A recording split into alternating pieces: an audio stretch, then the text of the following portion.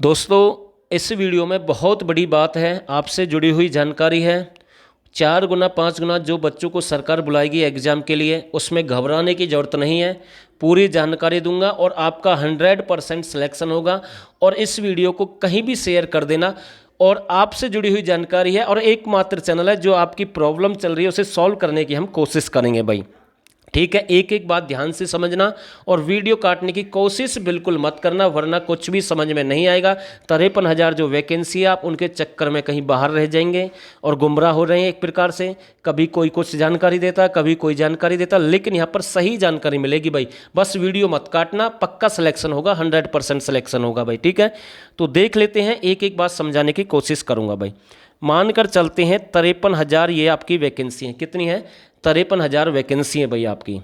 और यहाँ पर है 32,000 ग्रुप सी की। कितनी है ग्रुप सी की? 32,000 है। बाकी है डी की।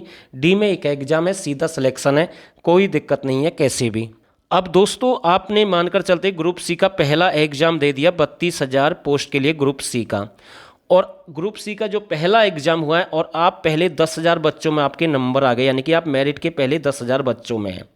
अब यहाँ से क्लर्क की आ जाती हैं 2,000 वैकेंसी। कितनी आ जाती हैं? 2,000 वैकेंसी आपकी क्लर्क की आ जाती हैं। अब इनके जो 5 गुना जो बच्चे एग्जाम देंगे, यानी कि 10,000 बच्चे जो एग्जाम देंगे क्लर्क का दूसरा, उनमें से लगने कितने हैं? 2,000। एग्जाम कितने देंगे? 5 गुना, यानी कि 10,000 बच्चे ही एग्जाम देंगे। ये जो मेरिट में है टॉपर 10,000 बच्चे हैं जिन्होंने सीईटी का पहला एग्जाम दिया है, इनसे एग्जाम देने से पहले सरकार इनसे पूछेगी आप क्लर्क का एग्ज़ाम देना चाहते हैं। और अगर आप एग्ज़ाम देना चाहते हैं और आपका कहीं सिलेक्शन हो जाता है क्लर्क में फाइनल में, यानी कि आप 2,000 में लग जाते हैं, तो आप दूसरी भर्तियों के लिए वैलिड नहीं रहेंगे, आप मेरिट से बाहर हो जाएंगे। कहीं आप ये सोच रहे हैं कि भाई मेरा क्लर्क में भी सिलेक्शन हो गया, अब ग्राम सचिव की वैकेंसी आएगी, मैं उसका भी एग्जाम दे सकता हूँ। ऐसा सरकार नहीं करेगी, आपसे लिखित में ले लेगी एक प्रकार से। या तो आप एग्जाम ही मत दो शुरू में।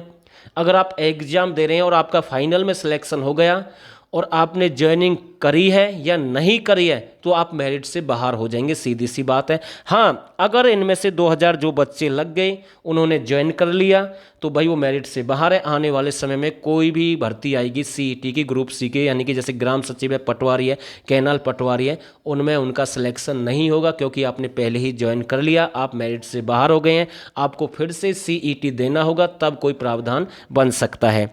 अब ये जो बाकी के 8,000 बच्चे हैं, ये एग्जाम दे सकते हैं दूसरा। जैसे ग्राम सचिव की वैकेंसी आई, मानकर चलते हैं 3,000, तो उनके जो 4,000 यानी कि 4 गुना 5 गुना जो बच्चे होंगे वो दूसरा एग्जाम देंगे। एग्जाम देने से पहले सरकार उनसे भी लिखित में लेगी कि अगर आपका सिलेक्शन हो जाता है तो आप और भर्तियों से बाहर हो जाएंगे, कोई दूसरी भर्ती आप नहीं देख पाएंगे, फिर मेरिट डाउन होगी, फिर डाउन होगी। ऐसी जैसे जैसे वैकेंसी आएंगे उसके अकॉर्डिंग आपकी मेरिट डाउन होती चली जाएगी। ऐसा नहीं है कि आपका सिलेक्शन हो गया फिर दूसरी भर्ती आ गई 4-5 गुना। ऐसा नहीं है जो 4-5 गुना बच्चे हैं मेरिट में रहेंगे वो बार बार वही एग्जाम देते रहेंगे, ऐसा नहीं है। अगर आपने एग्जाम क्रैक किया है, नौकरी आपने ज्वाइन करी है, तो अच्छी बात है, दूसरे से आप बाहर हो जाएंगे। अगर आपका सिलेक्शन नहीं हुआ किसी कारणवश, तो आप दूसरा एग्जाम दे सकते हैं। ऐसे मेरिट डाउन जाएगी, जो जानकारी हमें मिल रही है।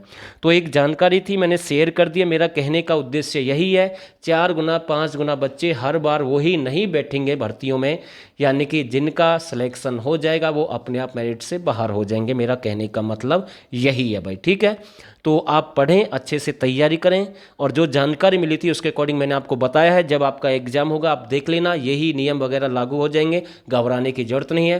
बाकी जो आपके HSSC चेयरमैन साहब हैं, अगर वो कहते हैं इन बातों को, अगर ऐसा कुछ नियम बनाएगी सरकार, बाकी लग रहा है जहाँ से जानकारी मिली है ऐसा ही होगा, नहीं तो वरना भाई मेरिट में बार बार वही आते रहेंगे। बाकी मैं तो यही कहूँगा कि अपनी आवाज़ ज़रूर उठाएं। अगर आपको कोई भी डाउट है तो करें अपना जो भी करना है। बाकी भाई इसमें मेरी कोई पर्सनल अपनी राय नहीं थी, ये आपसे जुड़ी हुई राय थी जो मैंने आपसे शेयर की है। और दोस्तों, आप सभी का बहुत बहुत धन्यवाद।